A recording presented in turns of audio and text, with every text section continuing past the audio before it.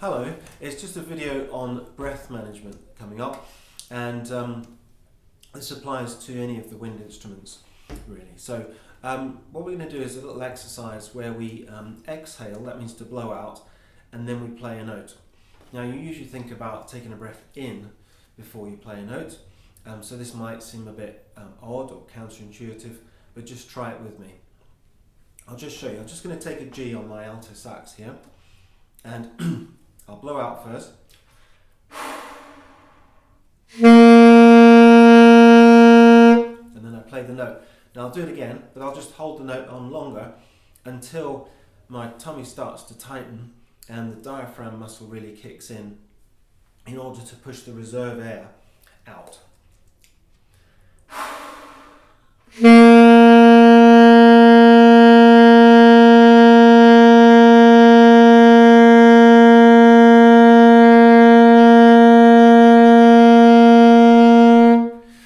Okay, that's starting to feel a little bit uncomfortable, and then I stop, but it shows you how much you can play on the reserve air.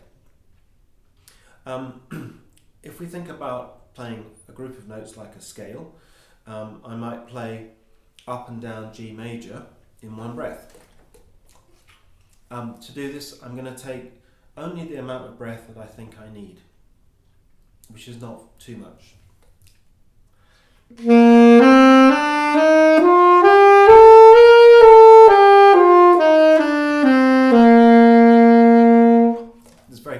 for me, very comfortable to play that with just a small breath. If I take a big breath, here's what happens.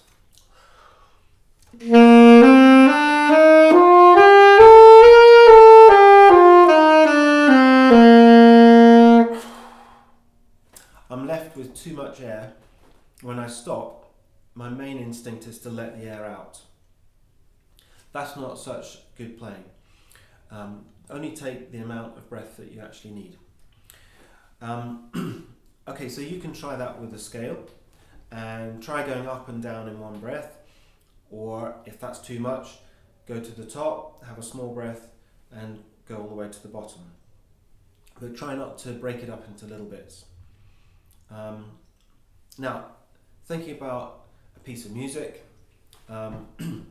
here's a tune by Schumann, and this is a good example of phrasing and how we might breathe around the phrasing.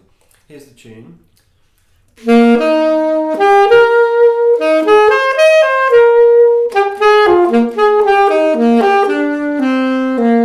So that's the first bit of the tune, okay? You'll notice I didn't take a breath there, but there was a musical place that I could have taken a breath, just about halfway. So I'm going to try that now. Just watch me.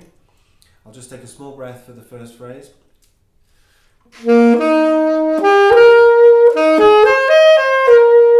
Now I'm going to breathe.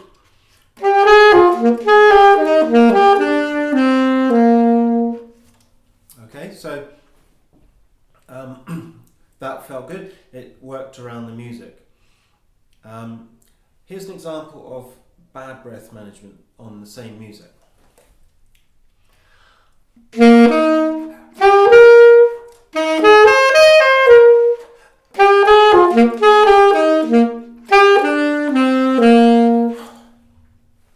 Yeah, far too much air inside me for that. I took a lot of small breaths. It wouldn't have sounded as good musically either. Okay, so the two things really is, as I said again, only take as much breath as you need for the phrase coming ahead, and then try and take the breaths in musical places.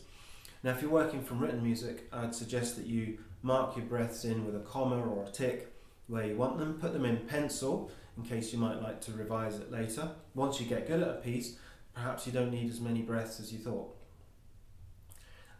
Anyway, try that out, and I hope that's helpful.